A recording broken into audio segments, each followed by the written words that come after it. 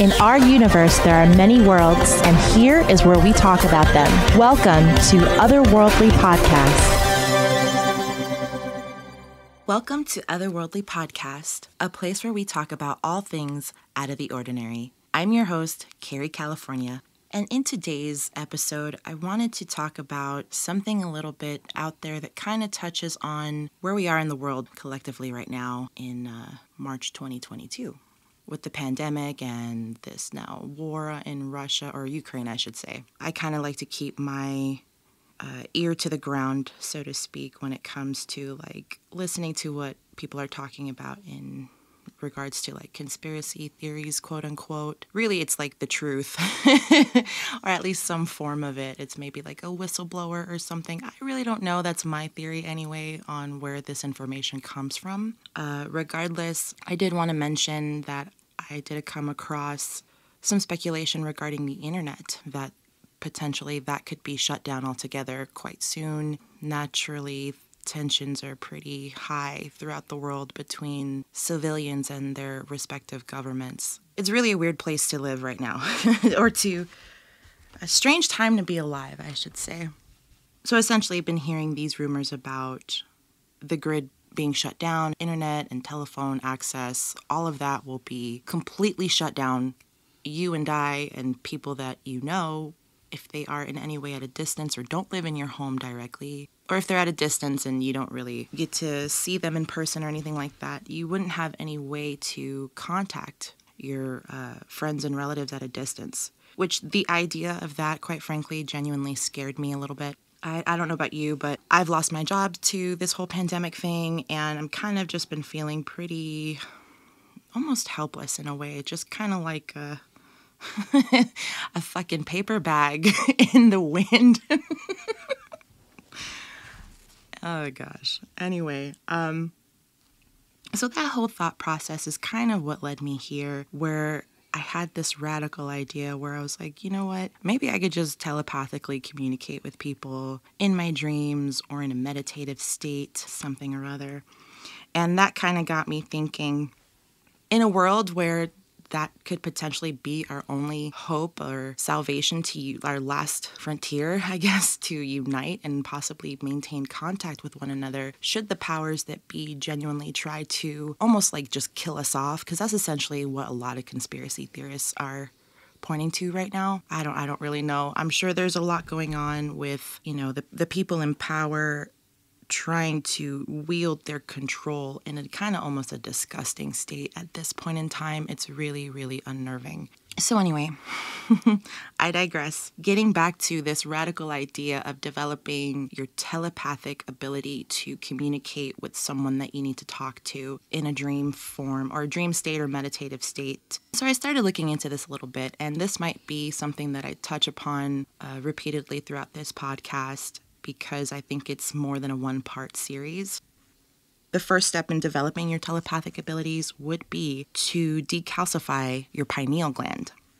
I kind of just wanted to go into an explanation or give some background information, I should say, in relevance to the pineal gland. This information I'm actually quoting from this website I found called bookofthrees.com. They put an article on here specifically regarding the third eye, or the pineal gland. The pineal gland was the last endocrine gland to have its function discovered. Its location deep in the brain seemed to indicate its importance. This combination led to it being a mystery gland, quote unquote, with myth, superstition, and even metaphysical theories surrounding its perceived function. The pineal gland is associated with the sixth chakra, also called Anya or the third eye chakra in yoga. It is believed by some to be a dormant organ that can be awakened to enable, quote, telepathic communication.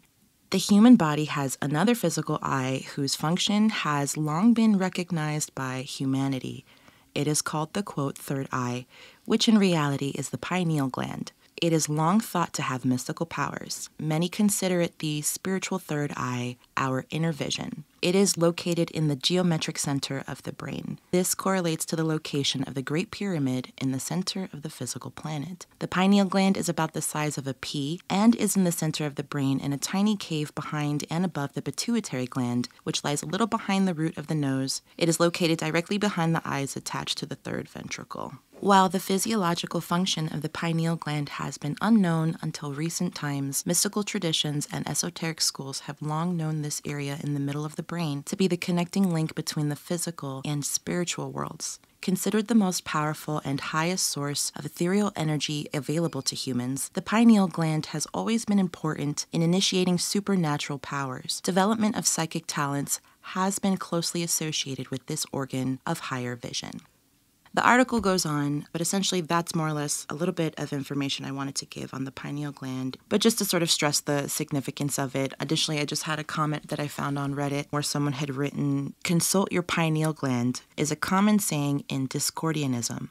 Although it has never been proven, the pineal gland is believed by some, such as Rick Strassman, to produce trace amounts of DMT, otherwise known as dimethyltryptamine, a psychedelic chemical which is believed to play a role in dreaming and other mystical states. The pineal gland was also used in Descartes' explanation of Cartesian dualism as the, quote, seat of the soul and the connection between the material and immaterial world. It has also been suggested that the third eye, Anya, physically resides at this location between the two hemispheres of the brain, which we kind of briefly touched over before. But essentially, yes, your DMT trip is linked to your pineal gland for all my stoners out there.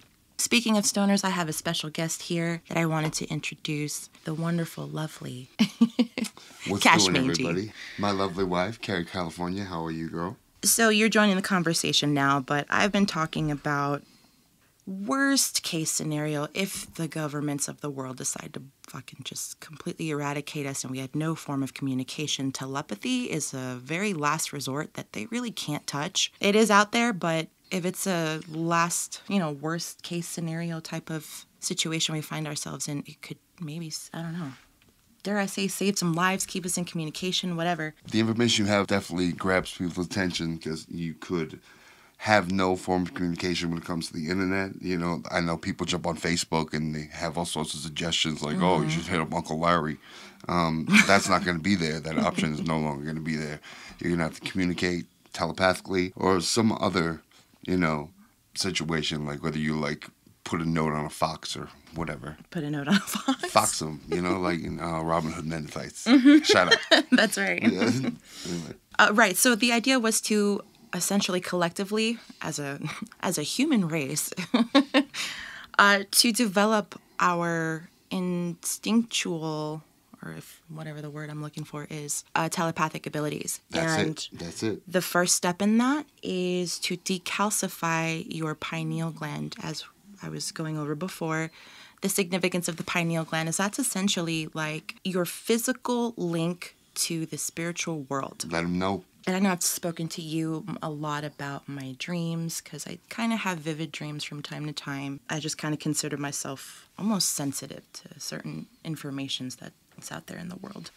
So again, the pineal gland is a small soybean-sized gland located in the brain, and due to age and lifestyle factors, it can calcify, which prevents it from working effectively. And fortunately, you can incorporate a few easy-to-implement changes in your daily life to boost, detox, and decalcify the pineal gland naturally. So that's essentially what I wanted to talk about. Right, and if you touch yourself a lot, you're going to be really upset when you hear this, because you're going to have to stop that. Okay. No, that's just nothing to do with that. I'm sorry. Don't get caught up in what I say. I'm a moron. Anyway, go ahead. You don't have to say that. No, I do have to say that. Some people take me seriously a lot. Okay, so also, in case you are just thinking, maybe I don't need to decalcify my pineal gland, or how do I know if it's calcified, or something along those lines, there are also some signs that your pineal gland needs a detoxing. Some of those signs include disrupted sleep patterns, insomnia, depression, migraines, Alzheimer's disease, schizophrenia, disrupted menstrual cycles for my ladies out there, fertility problems, and some forms of cancer. So can you really decalcify the pineal gland? Yes. First, you can try some lifestyle changes. One would be to try yoga, breath work, or meditation. The pineal gland is also known as the third eye, the sixth chakra, or Anya, and there are a variety of yoga sequences, meditations, and breath work that target it. The goal is to balance, open, or awaken the third eye, and doing so is said to increase your intuition and inner wisdom. So you can do your own research on that. I personally will be implementing a little bit of all of these as I go because it's more or less a, practice what you preach type thing around here anyway. That's the way it goes. Just keeping it real. I'm going to be doing these lifestyle changes and things like that along the way as well. And I'll give you feedback on any changes that I experience too. So another one that you can do for lifestyle change is to go sun gazing. This one is interesting. This is an ancient practice where you gaze at the sun during specific times of the day. For example, sunrise and sunset. Sun gazing is safe, but you need to know what you're doing. So do your research, start slowly, and work up to longer sun gazing sessions. The benefits of sun gazing aside from decalcifying the pineal gland include a boost in your mood, improved eyesight, reduced stress, and better sleep. Number 3, you can avoid blue light. Blue light is what comes from our phones, TVs, and electronics. In case you didn't know, your television and the reporters on it are essentially paid to put you under a form of mind control and to upset you and to mislead you, put you in a state of worry, because when you're in a frazzled state, you're kind of more easily manipulated in a sense, and that's essentially what's happening. So the next time, scare you like that. Right. The next time you hear people talking crap about Trump or Biden this or what, just shut them up. Yeah, for real. Trust me, none of that matters. Those are all puppets. Exactly. Tell them put the brakes on that and just think about what you got to think about. Exactly. And if you haven't started listening to conspiracy theorist people by now, start, okay? Because even if they're wrong, you just never know what information of truth, what nugget of truth could be lingering in there.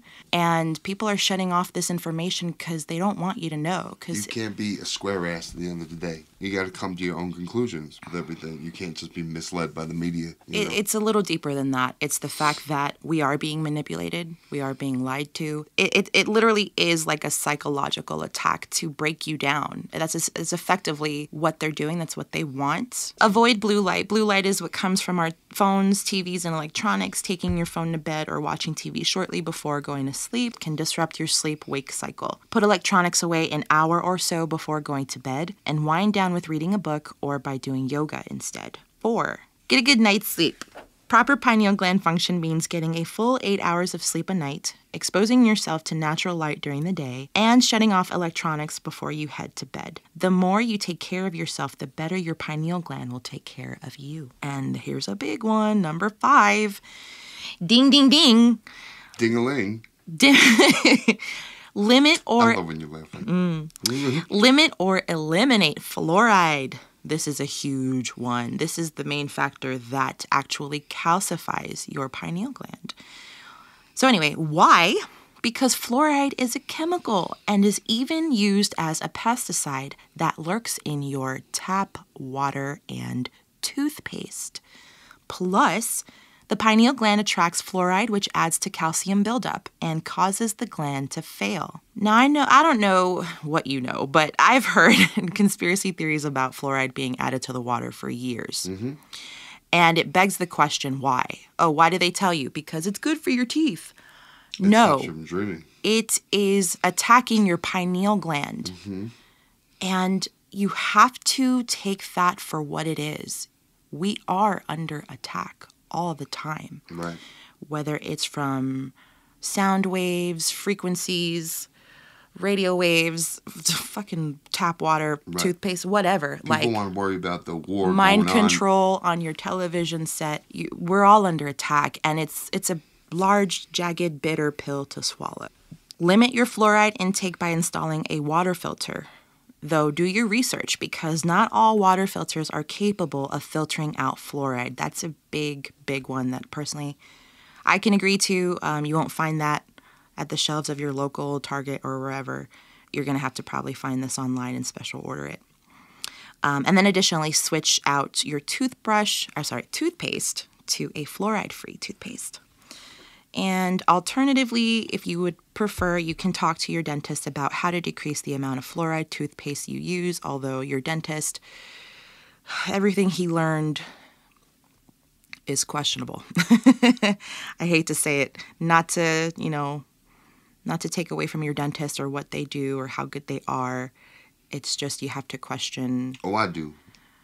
You have to question the information that they were told to study in order to become a dentist. And it's not their fault. They only know what they're told, just like you and I know what we are told on the television set. It's very similar. The education system is much like your TV. But that's for another time. Another thing you can do for lifestyle change would be watch your calcium intake. Limit or eliminate your consumption of calcium supplements and processed foods. They contain calcium in the form of calcium phosphate, calcium carbonate, and dicalcium phosphate, which aren't great for your body and lead to calcification. However, do continue to eat calcium-rich food like dairy, green leafy vegetables such as kale and okra, and fish, which provide the type of calcium your body needs. Another lifestyle change you can implement to decalcify your pineal gland is, of course, to improve your diet if you don't already have a fairly healthy, balanced diet. Some of the best foods to combat pineal gland calcification are seaweed, beets and beet juice, aloe vera, garlic, leafy greens, chaga mushrooms, apple cider vinegar, and raw cacao. You can also opt for chlorophyll-rich foods such as wheatgrass, spinach, parsley, collard greens, arugula, broccoli. You can drink chaga tea, which is actually something I just recently ordered off of Amazon. Haven't tried it yet. I'll probably try that today, maybe tomorrow, and I'll let you know. Chaga tea comes from the chaga mushroom, a potent antioxidant. Among other benefits, it can increase melatonin production and reverse hormonal imbalances, which is pretty interesting. At least I think so. You can also drink raw apple cider vinegar, which is kind of I can't imagine what that really tastes like. But apple cider vinegar helps the body in 3 distinct ways. It removes toxins, boosts the immune system, and helps replenish essential nutrients. Also, you can eat chocolates, but specifically in the form of, again, raw cacao. As close as a high concentration of dark chocolate, essentially, is what you're going for. Maybe like 80% or higher, something along the lines of that. And then, of course, you can also use herbs and spices such as thyme, parsley, cat's claw, St. John's wort, Chinese licorice, and turmeric. You can do some more research on your own on ways to decalcify your pineal gland. Try to get on that quickly, maybe save what you find, print it, whatever. Point is that worst case scenario, this information may not be available to you for much longer. So hopefully it doesn't come to that. The whole purpose of this is I don't want to scare people, really. I want to empower them. I know personally I have felt pretty helpless with everything going on in the world in the last 2 years. I think we all can agree that we've experienced some level of that. I personally was just kind of like, what do we do? I can't stay in a constant state of fear. That's just not healthy or natural. So you like to have your own conclusions, right? And essentially, plan, essentially, like you said, right? And essentially, it's like, yeah, if the powers that be wanted to just press the off switch and just take away everything from me tomorrow, what do I really have left? Right. Except myself, and that really essentially just includes nothing material, just really me. It's all on you. Yeah, and I think essentially we're kind of all in the same boat. So that's where I had this crazy idea to kind of continue this conversation, because I feel like I can't really have it anywhere else, to be honest. So I created my own safe space. And for anyone out there who feels similarly, I welcome you to join me in this conversation too. Right. You can't just pretend that the world is all happy and just fart rainbows all day. You have to investigate things, come to your own conclusions about stuff. There's Buddhist temples that talk about the importance of the pineal gland and how fluoride is in the water and it prevents you from dreaming. Mm-hmm. And you should also take a dream journal. That was another thing that my wife showed me, Right, and it's something that I actually don't do that I probably should start doing. Right. But I do.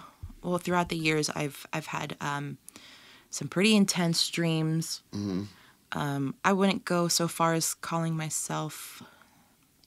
Never mind, I won't even say the word.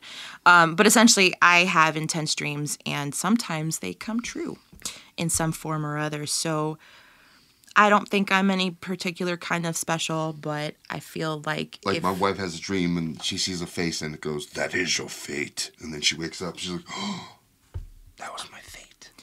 I feel like essentially I receive information from a higher source, a higher power, or whatever you want to call it. There you go.